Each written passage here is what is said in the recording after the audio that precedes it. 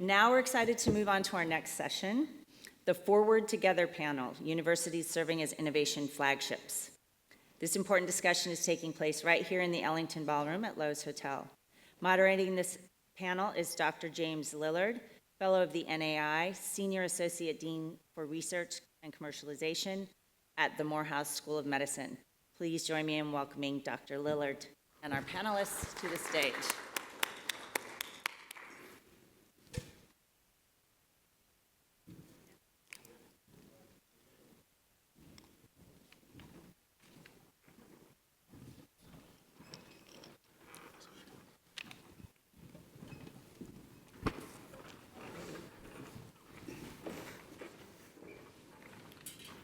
All right.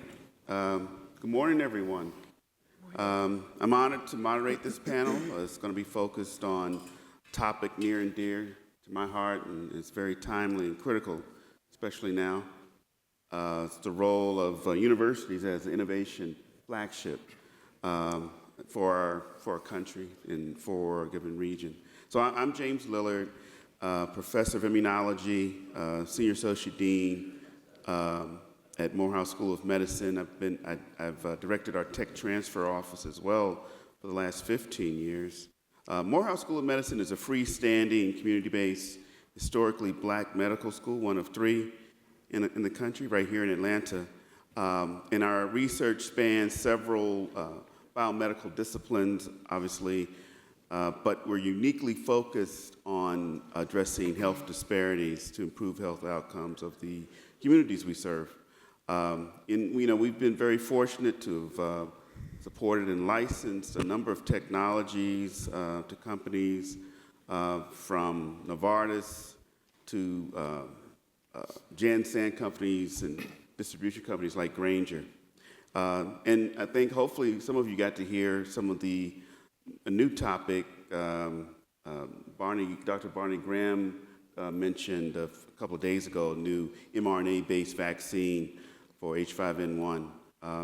But anyway, universities today are more than just places for learning and research. We've kind of emerged as an economic engine and innovation hubs for entrepreneurship and the like, hopefully serving as beacons of opportunities for our students and the communities we serve.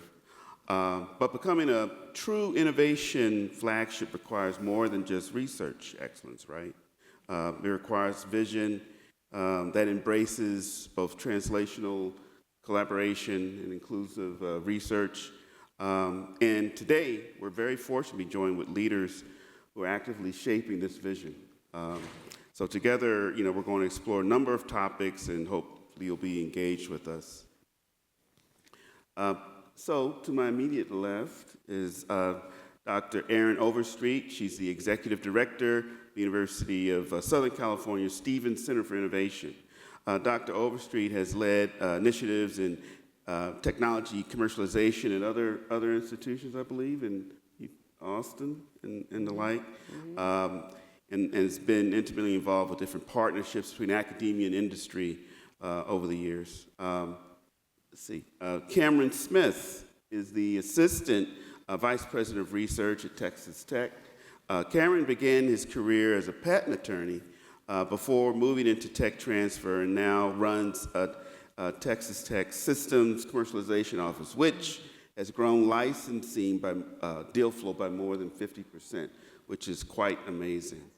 Dr. Sylvia Thomas is Vice President of Research and Innovation at the University of South Florida, as well as President and CEO of USF's Research Foundation. Dr. Thomas has been a champion of interdisciplinary research that's led to accelerated technology commercialization, strategic partnerships, that is well-positioned South Florida is a new and emerging top-tier innovation powerhouse, I believe. And then last but not least, my friend and hopefully soon to be yours, Dr. Robert Duncan, FNAI fellow. He's one of the board members as well, and is currently Texas Tech University's President's Distinguished Chair in Physics. So Dr. Duncan has served in various leadership roles, from vice chancellor, senior vice president roles in research over the years. And his areas of invention have been focused primarily on energy, nanoscience, quantum sensing. That has led to a number of minimally invasive medical systems and devices. It's really, really interesting. He's helped launch several companies, 3 of which publicly traded on NASDAQ, and is involved in even a new venture called Blank Slate Innovation. So maybe he can give us some insight there. So I want to open up with an easy question first. So I wanted to give if you could tell everyone a fun fact about yourself before we get into the nitty-gritty. Something fun. Like for me, believe it or not, I won a state tennis championship as a kid in high school in Kentucky. Fun fact. Okay. See? Yeah. Okay. Dr. Overstreet, how about you? Okay. Hello, everybody. Thank you for the introduction. Thanks for having me here. This is a really wonderful conference. I believe in celebrating inventors, and I don't think there's anything else like it here. Fun fact about me, I am a 7th-generation Texan. Wow. A lot of my family actually was involved in building towns in Texas, and I'm related to at least one of the creators of the Come and Take It flag. Wow. Wow.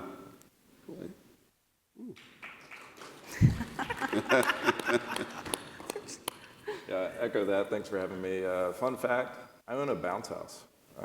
Yeah, I'm in full dad mode right now. Okay. Cool. I got a 2-year-old and 4-year-old, and I thought I'd own a lot of things when I got older, but a bounce house was not what I predicted. Right? Yeah. Beautiful. God bless you. Mine are 25 and 23, and so I'm having fun doing me now. So Yay. I thank NAI for having me here. Fantastic conference. Jamie, team, applause to you. My fun fact is I like going to the movies, and I live vicariously through the characters in the movies and escape, all of the things that are going on in the real world. All right. Very good. Well, truth be known, I'm not fun at all, But I guess a few things that would probably qualify as, I used to row intercollegiate crew at MIT, and I ran ultramarathon runs.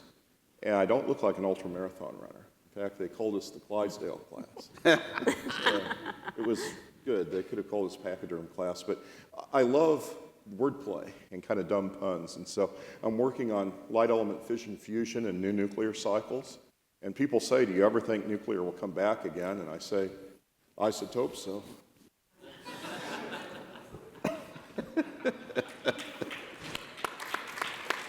All right, okay, so Dr. Duncan, you just follow on that amazing response.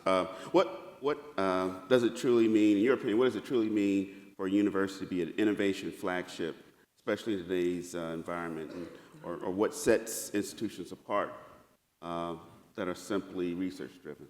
And that question will be for all of you. Dr. Duncan. Well, let's see. I think one thing that really sets the difference is when the university goes out of its way to make its capabilities available to support and promote opportunities throughout society. And I could give a few examples. I mean, also I should say that the APLU has a Innovation and Economic Prosperity designation, which recognizes universities that do this quite effectively. And so there are some great stories there of success in that regard. In our own group, we had a lot of requests for measurement systems and materials that we've developed from around the world, really, but mainly throughout the United States. And so after we've published the material, we would make that available through a cost center, which the university helped us establish. And in doing that, we could kind of take it to the next level of help build the small businesses that come to us for such support. So I think making So a lot of talk about what resources you need. Well, where are those going to come from? They're going to come from faculty that have in-demand capabilities, being willing to not just apply for the next grant, but to make through like, service center sort of arrangements, their capabilities available more broadly to the public. So I think that's a big part of the culture that you need in a university that really becomes engaged. And again, I mean, we do the other stuff, like we try to translate what we've achieved to patents, but I think more of that direct engagement with industry and willingness to go there is hugely important. Great. Dr. Tom. So I'd definitely like to add to that when we talk about that culture. Universities as flagships and even emerging universities toward that flagship status have a responsibility in terms of fostering bold research that's coming from the faculty, coming from the students, and sometimes even staff have innovative ideas, but inspiring innovation and entrepreneurship, and also understanding how that can move toward having impact. So that mindset and that culture becomes really important when we talk about incentivizing researchers, incentivizing innovators and creators, but also having the resources there as part of that flagship and having pathways and continuums that are in place, that are understood, that are very plain and simple, that do not have a lot of administrative burden, that are part of them, makes it very accomplishable to move toward a flagship status. And so again, culture becomes really important when we're talking about flagship.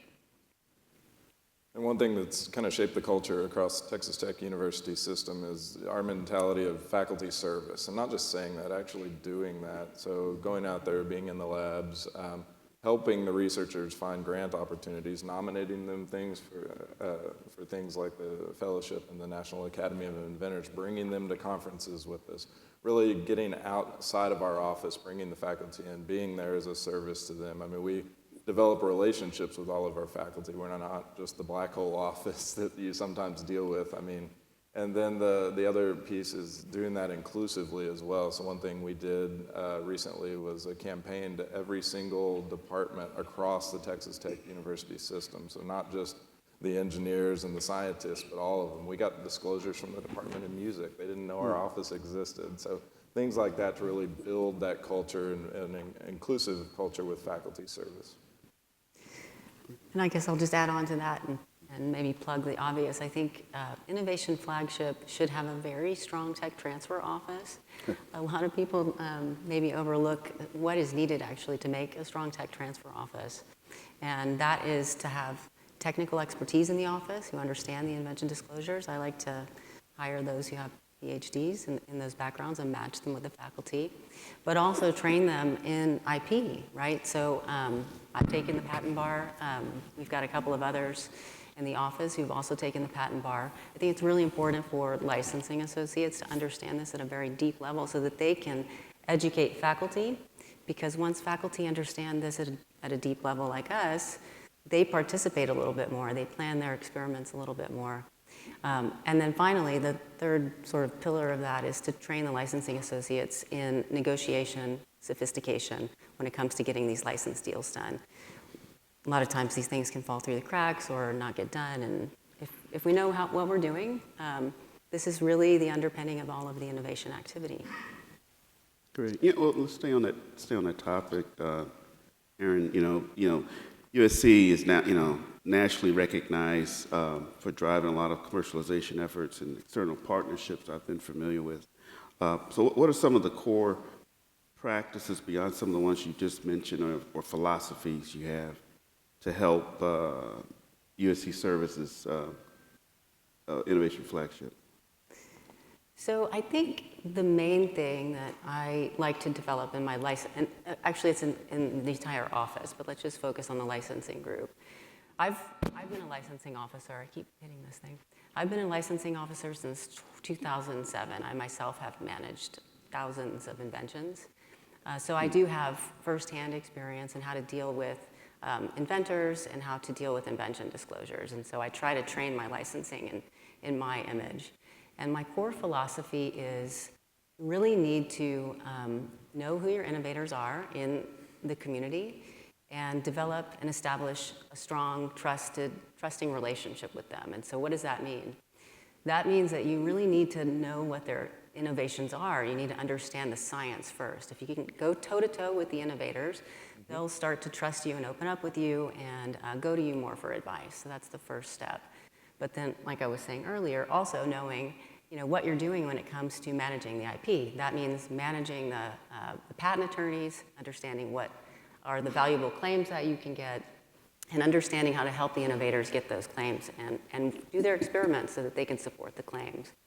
Once you educate faculty on these issues, again, they start to work with you. So my core philosophy really is one-on-one, establish trust with your innovators. It takes a long time to do this. It's not something you can do overnight or even at scale, but be patient, and eventually you'll get the business that you need, and the culture will build on itself.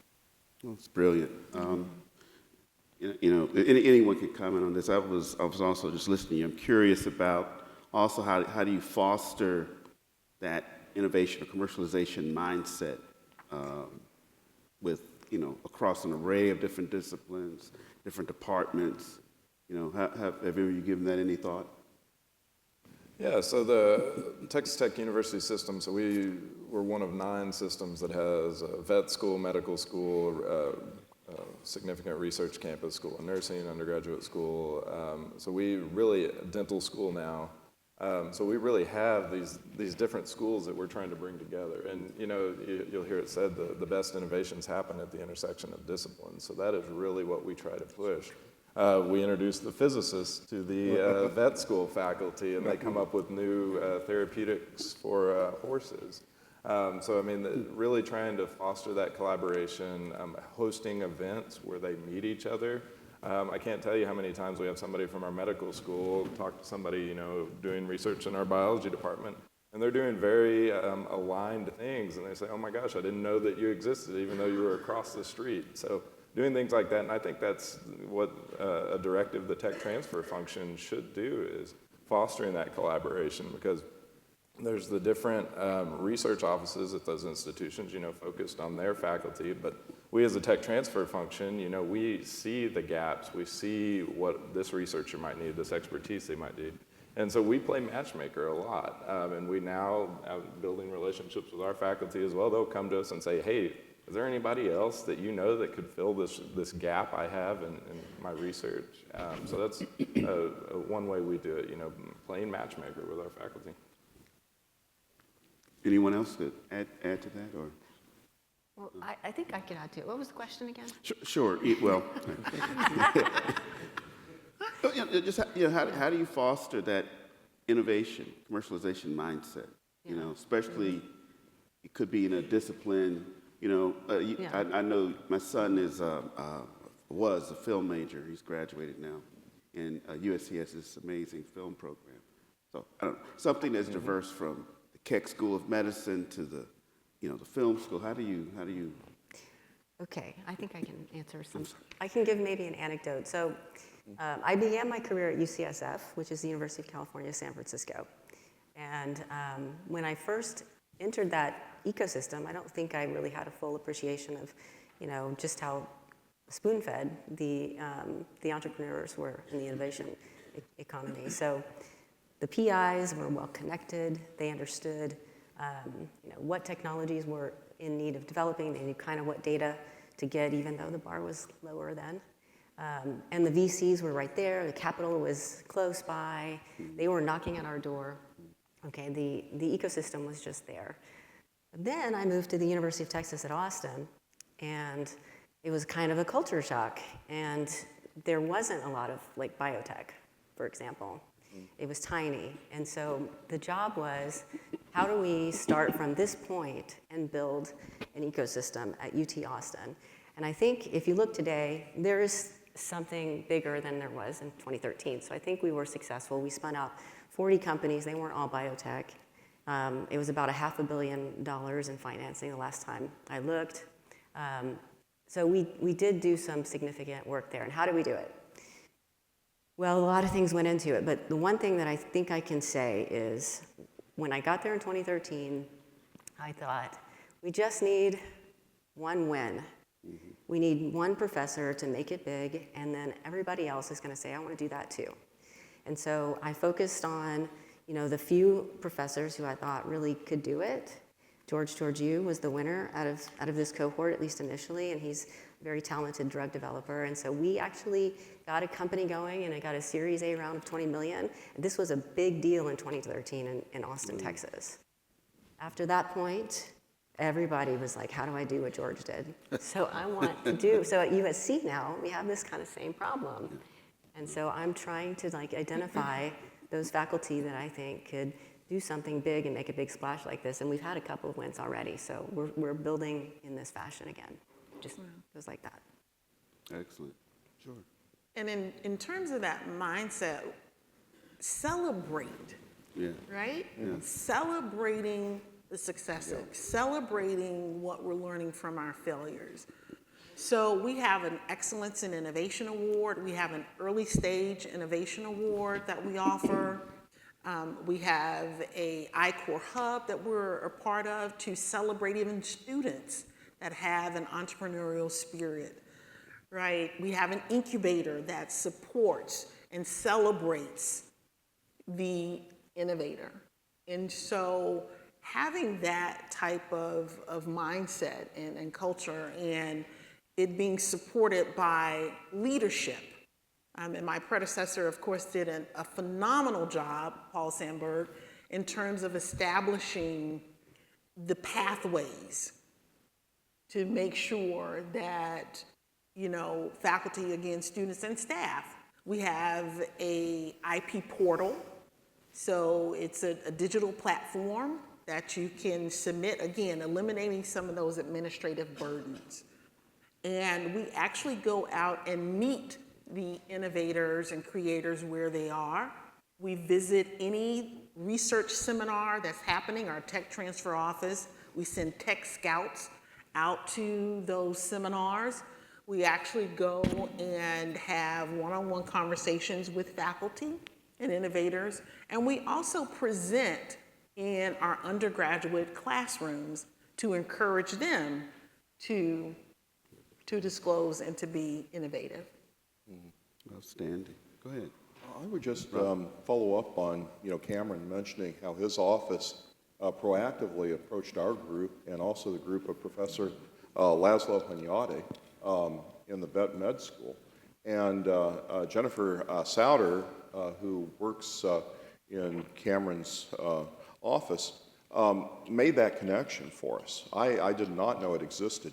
And we were working on new electronics for CERN primarily, and applications in nuclear as well as our grant on RPE. And we realized, wow, there's no way to look for nitric oxide as an indicator of lung health issues, horse asthma. There was no way to see direct gas exchange during respiratory cycles.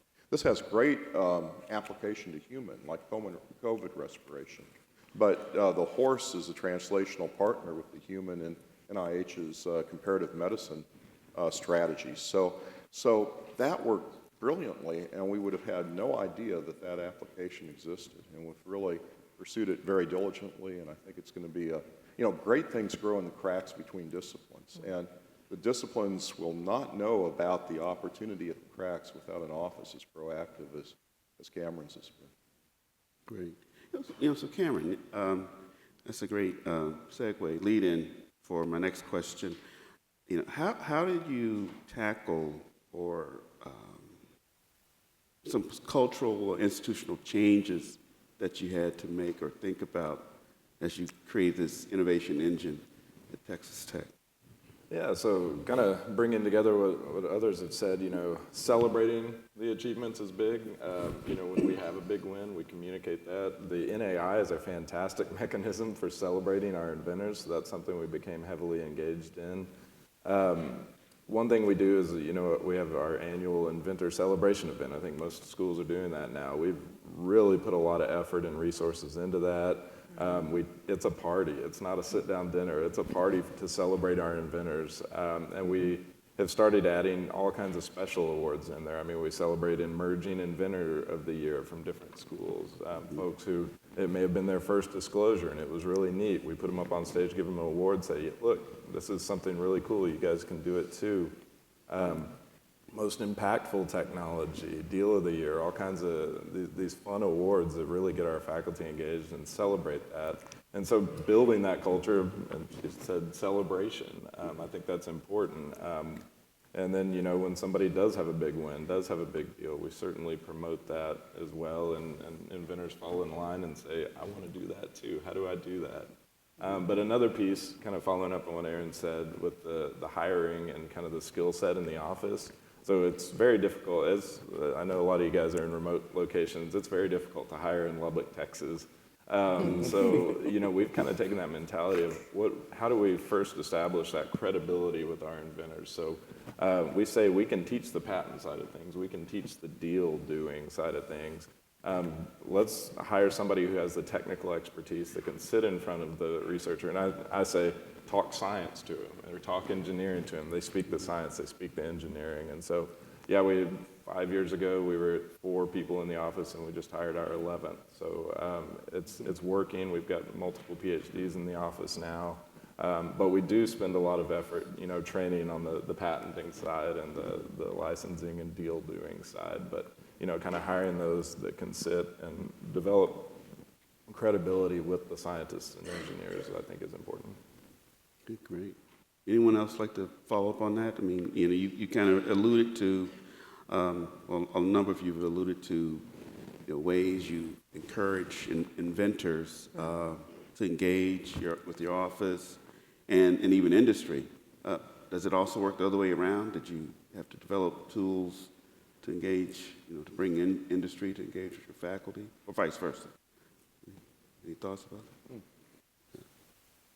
One thing, when I was Vice Chancellor for Research at Mizzou, we actively got industry leaders from around the state, also around the country, and we asked, what is academia not doing for you now?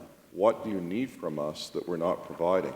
And sometimes that went into instruction, sometimes that went into we need better trained people at so-and-so, and that was very useful.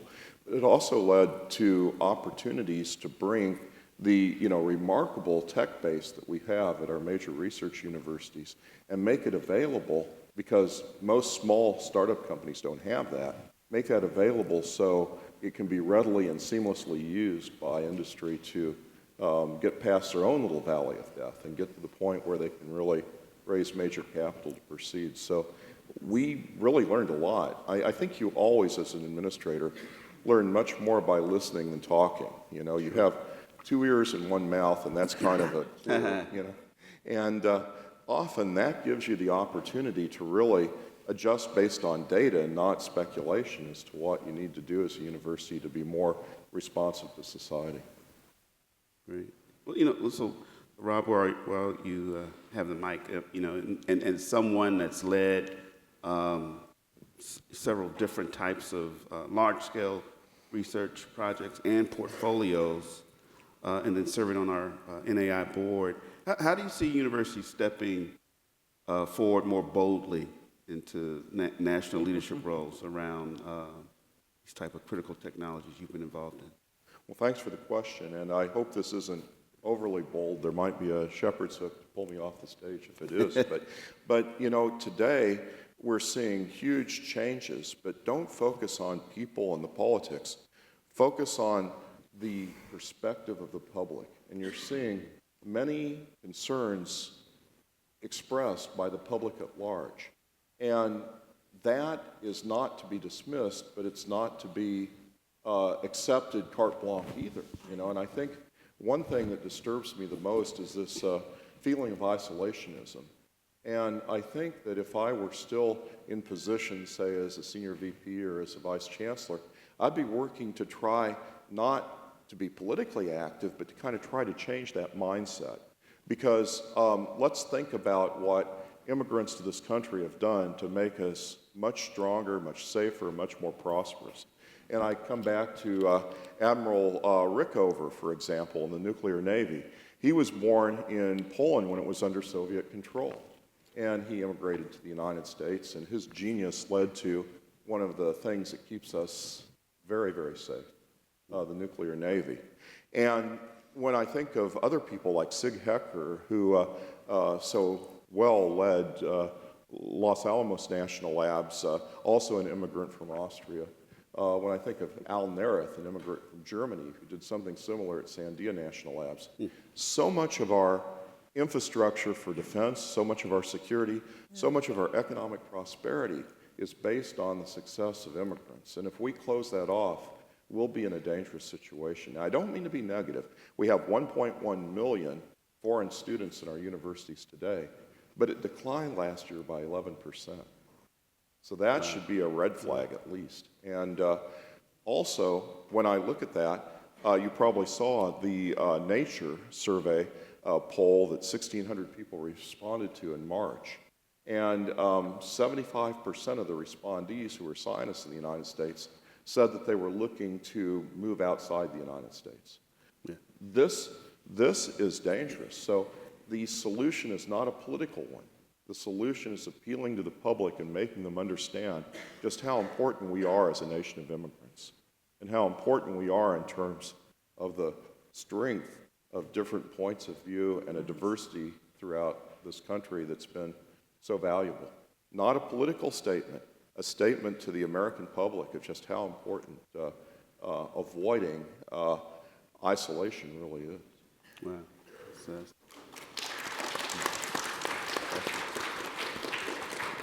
No shepherd's hook. Yeah, yeah. You know, just to, I'm afraid to almost ask this. I'm going to ask this question to the audience, just by a show of hands. How many of you are first-generation immigrants, I should say? Yep. Wow.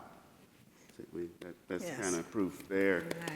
Exactly. You know, around 40 to 50% of NAI's fellows are immigrants.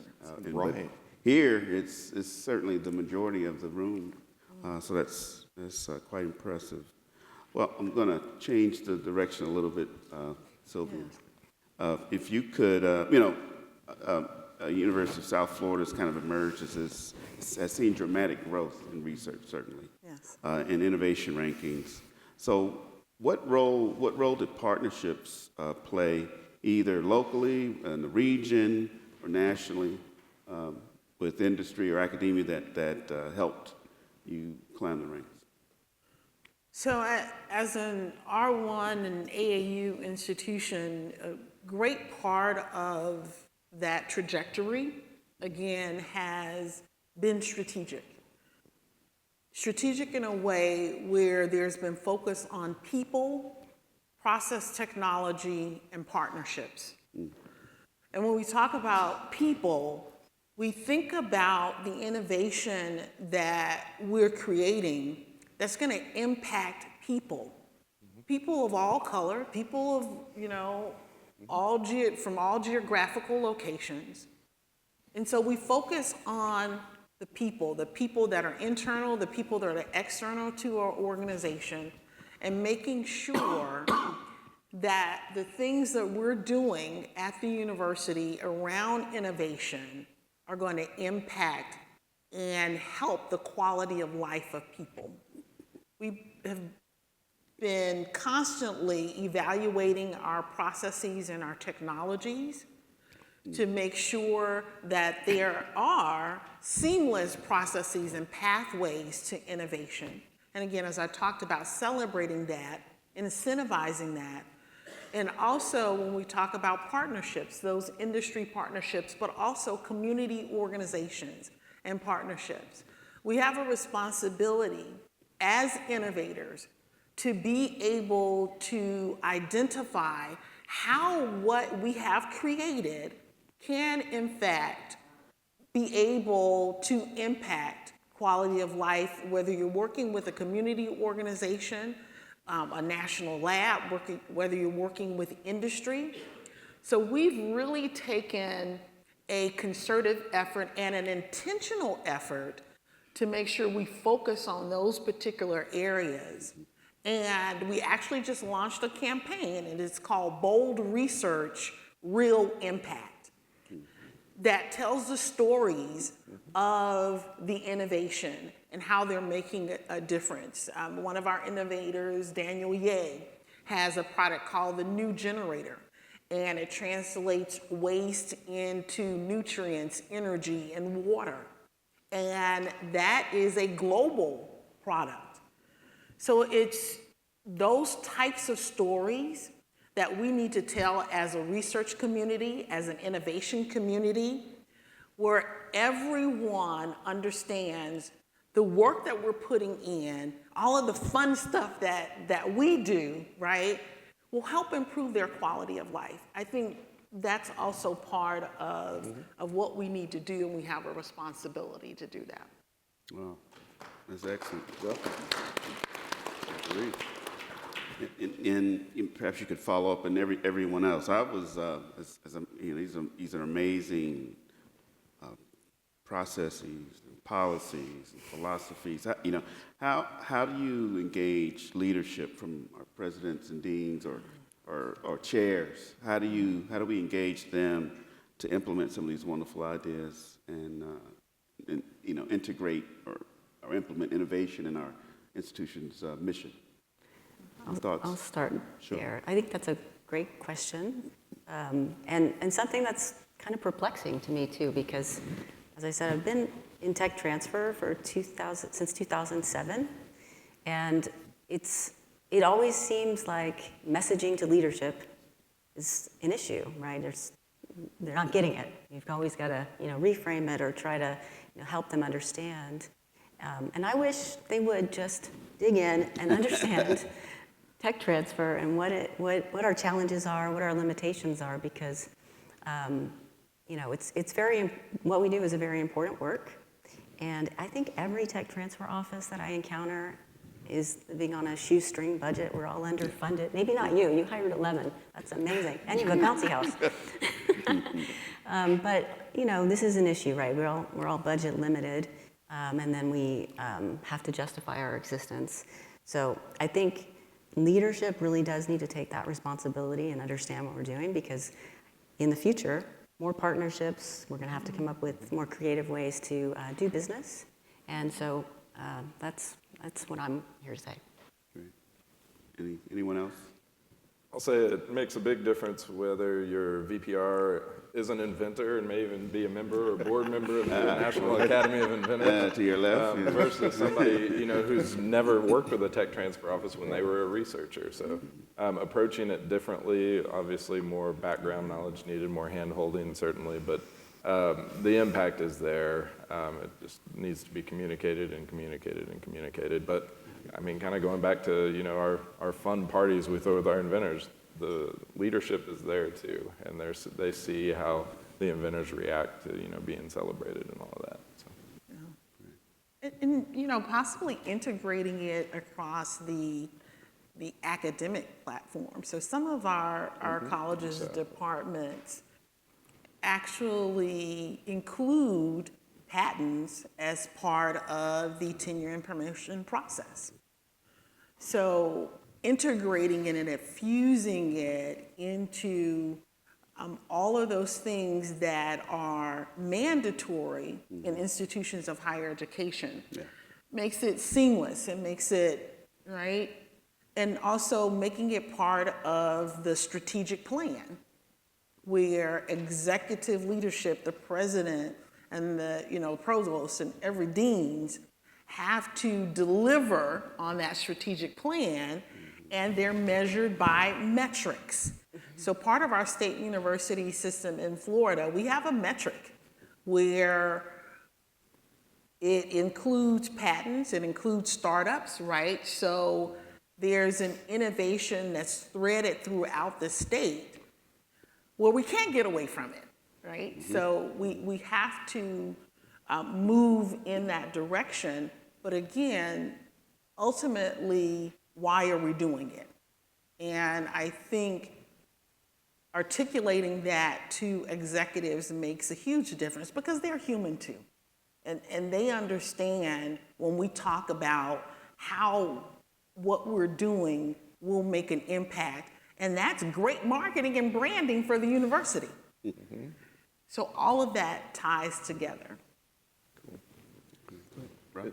Kind of interesting, in the 1980s, Arlo Penzias, when he was executive vice president of Bell Labs in charge of technology, told me that his job was not to come up with all the great ideas.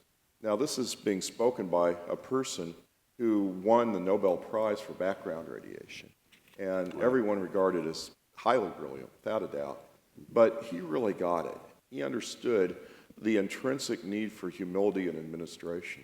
Too often as administrators, we think we have to have all the right answers. We think that we have to put forward the new programs that will knock them dead. I think like Arlo Penzias, he realized that when you have such a brilliant staff as you did at Bell Labs, or we have such a brilliant faculty at our universities, they will seek each other out. They will, if they're encouraged, and this is the point of setting the reward structure and the messaging. But if they're encouraged to seek each other out and come up with brilliant ideas, they will. And so often, as an administrator, I found, my job was to kind of always remind myself of my humility and that things would emerge. The stuff would grow in the garden. It would be far better than I could conjure up. And then to go and support those faculty that really have those great ideas. And they will self-assemble legally, but they'll self-assemble into groups that will really push and promote, these trans and interdisciplinary efforts. So I think a big part of it is to not get overwhelmed with the idea that you'll have an enlightened administration that will slowly engage the reluctant faculty. Far often, it's just the opposite.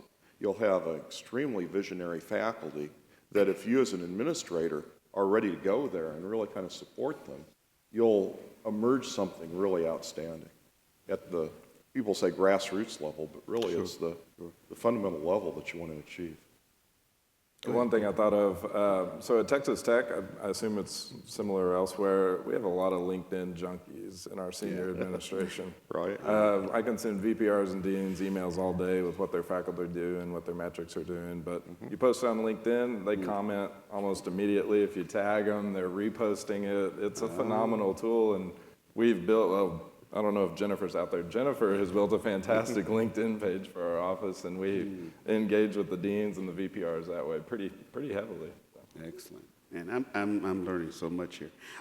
So what's one trend or challenge or opportunity that you believe is going to be the most impactful in shaping kind of the next generation of innovation flagship institution? I guess I'll start. Okay, this goes back to the story I was telling earlier where I've done a lot of IP management, invention disclosures, I think in the thousands by now. And I was just talking to someone earlier about this. Most of the disclosures that I've received are, solutions looking for problems to solve, something like that. And it can be a challenge to commercialize when a faculty member has made an invention, but they haven't done all of the work before that's really needed, didn't know if this has commercial viability. So my vision for the next generation is that we do a lot of that work that should go into beforehand, right? We look at the market, we look at the competitive space, we know who the players are, and we know what the unmet need is, most importantly. And then we can start to see if there's a solution out there that might be commercially viable. All that work, my dream is that it would be done before the experimentation and the invention is made. And then you have a more informed invention that I think is more licensable. Yeah, anyone else like to comment on that? Is this my hope for the future? Well, that just challenges or trends you see that is going to be important in shaping the future innovation at our schools. Yeah, I think programs like I-Core and Yeah. the I was thinking the same customer thing. discovery, I mean, that's critical. And it's a great touch point and engagement point with our inventors as well, especially when there are dollars tied to it. Yeah, I really love the I-Core program. We've implemented a course for all of our students to take now. I almost want to implement it for our inventors, make it almost mandatory for them. I also feel, we're starting to do a lot of regulatory planning alongside an invention that we decide to really invest in. So we can commit to the de-risking the technology further. But I guess it might be a good time to kind of pause here and take some questions from the audience. First question, can you share with us if there is a data set on how each institution invests in IP development and support innovation through your office? In other words, is there a way to express in a percentage term of institutional operational fund? I don't know about a percentage-wise. I will say that what we've tried to do is to separate the cost of the operations versus the cost of the patent prosecution. And clearly understand what is it costing us to pursue the patents, which is where the bulk of the cost is.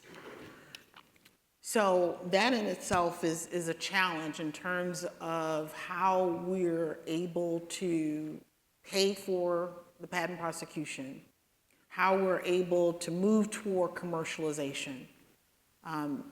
U.S. industry investing in, those particular products is critical. And so as of right now, I would say that ratio to operations and, what we're paying to prosecute the patents is probably about maybe 25-75, where we're spending millions of dollars to prosecute versus, paying for staff. That's a great answer. Second question. It is clearly evident that each of you have achieved a high level of success at your respective institution. I'm curious to know your thoughts on other institutions who you might consider aspirational or national labs. In other words, who else in the tech transfer game is doing a good job of building innovation ecosystems? Well, I might say from this morning, I was extremely impressed by the innovation and the community engagement of Morehouse. I mean, they're really filling the niche they need to fill to support healthcare and the human condition here in Atlanta. And that came out really, really well. I felt that is, a very good example of a university who's very responsive to the community they serve. Thanks a lot. Yeah, we've, in fact, we're a lot smaller than certainly the schools here. Limited budget, so we have to make really calculated, very strategic bets. And just focusing on these unmet medical needs, you'll be amazed at the return you can get, impact you can have. Vaccine investment, for example, that was a couple mornings ago. Outstanding. And I'll just add that I think everybody's doing a great job. The industry has evolved a lot.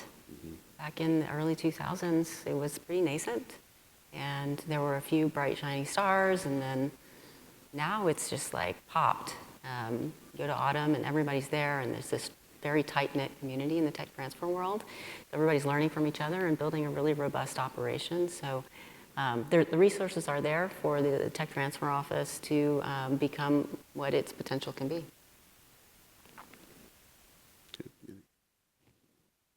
Sure. Any other questions? One last question. What advice do you have for a veteran innovation ecosystem where they once had a thriving system, but a change in university leadership has brought about a different philosophy and changed things not for the better. Wow. How do we start over? Well, did you say veteran, mainly the veteran innovation? Was that in the question, or? I'm sorry. I can start on that one without knowing the specifics of how it's not better. The advice I give to all my faculty is it really starts with them. They're responsible for their own trajectories. They shouldn't rely on the tech transfer office or any other operation for their destiny, essentially. They need to really drive it, because that is what it is, right? They're the energy, they're the engine behind this. So if they want it, they can make it happen. It's up to them. Kind of following up on that a little into the first question you asked. So stakeholder engagement, I mean, there's the research offices, but the most powerful people, at least across Texas Tech campus, are the CFOs. So if you're not communicating to your CFOs what tech transfer is, what a patent budget is, I mean, they're going to be like, well, we don't need that. But if they know what that is, they know how critical and important it is to their faculty, that can really go a long way when you're trying to keep a budget, even if a VPR is changing or leadership in the research office is changing. Yeah. And I would add to that, engaging organizations such as the National Academy of Inventors, right? Going back to the grassroots. Professionalism. And yes, and being engaged, and having an NAI chapter on your campus, so you can have a collective voice to make sure that the importance of innovation is spread across the campus.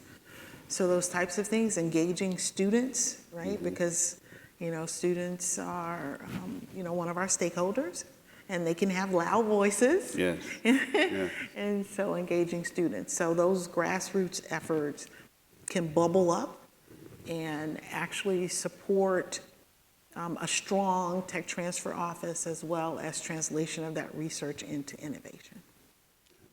I think back, and I've had amazing support from all of our presidents, 3 that I've served under in the Office of Tech Transfer.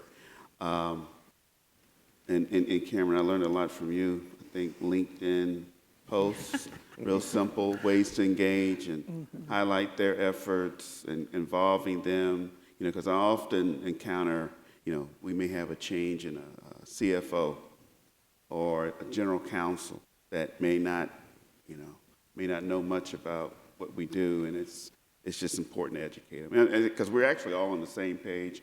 We want the best for the institution, but if you don't know, you don't know. Right. It's our job to make it clear. Any other questions from the audience? Okay. Oh, there's one. What if you have research commercialization or licensing agreements with another entity? How do you highlight those? Or licensor?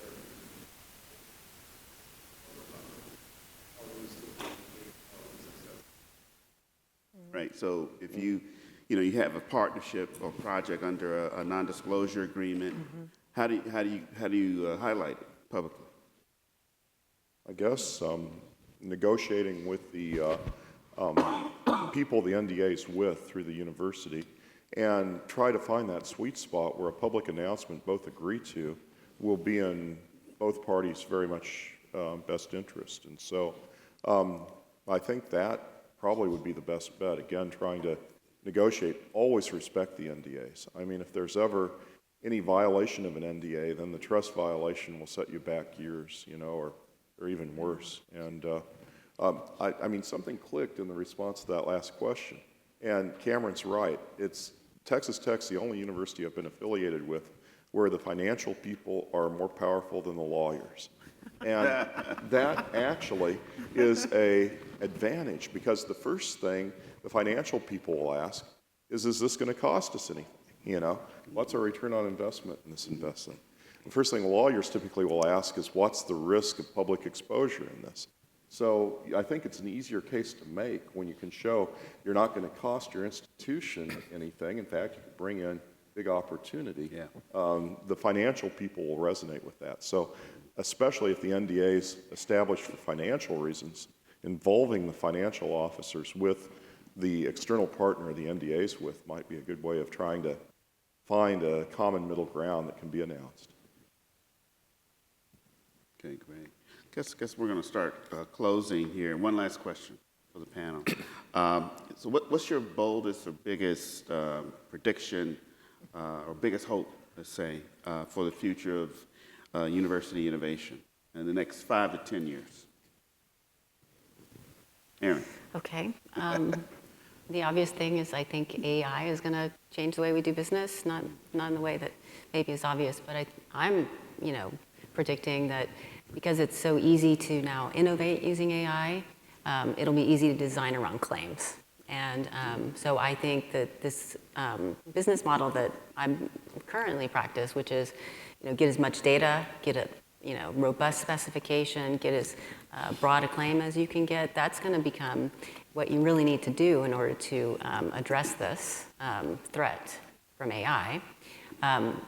So that's one thing, but I also think that if patents do eventually become less valuable because it's so easy to design around, then other forms of IP are going to be probably where you're going to have to look to. So one class of IP that I think is going to become more valuable and licensable is data, and we're looking now at patient data de-identified and trying to get that out into the world, companies developing products like algorithms that are AI-based. So I think that's maybe where we're going to head in some respects. So my hope for universities is that they become more affiliated with the research that's being done and the inventions coming out of them. So, I mean, Texas Tech football gets talked a lot about. Patrick Mahomes gets talked a lot about. But in those conversations, maybe someone says, well, did you know that the fertilizer that you're putting on your crops, that was invented at Texas Tech? So that is my hope for the future, is that these inventions become more affiliated with the universities. I mean, I know there's a lot of other football schools out there as well, and that may be the front porch to the university, but having inventions, having the research that's being done, the impact being part of those conversations as well. That's my hope.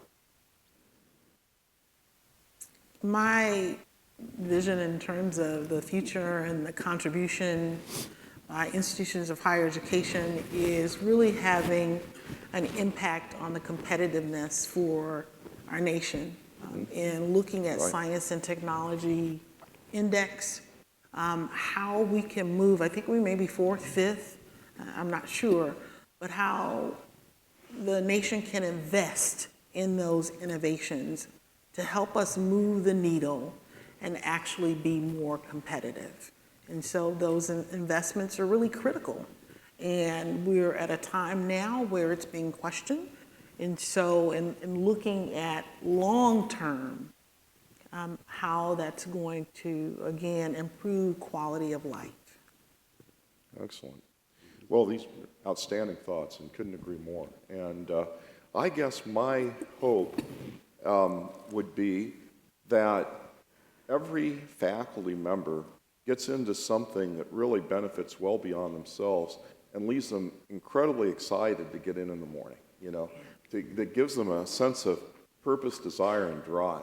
And that will automatically lead to a productive faculty.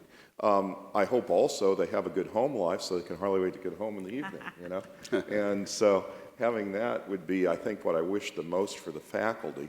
For us as an institution, for us as a nation, for our strength in the world, I hope that in a few years hence, we're still the place where the best and brightest youth from all over the world, all 8 billion of them, I hope we stay the place that everybody wants to matriculate, where everybody wants to come. I hope we get seen as the land of opportunity as we have been seen for so many years before, centuries before. And that's, I think, the single thing that is most added to our success.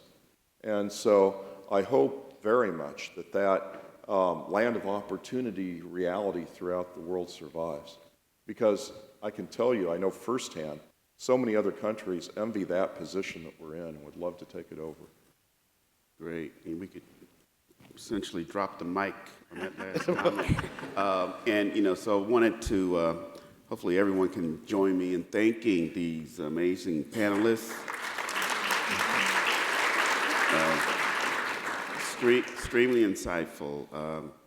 What stood out to me being part of this isn't, that institutions aren't just centers of learning, but, we're changing mindsets, missions, community impact stood out as well. Again, to our panelists, thank you again for your insight, your leadership, your vision, and the audience, thank you for your engagement. Thanks.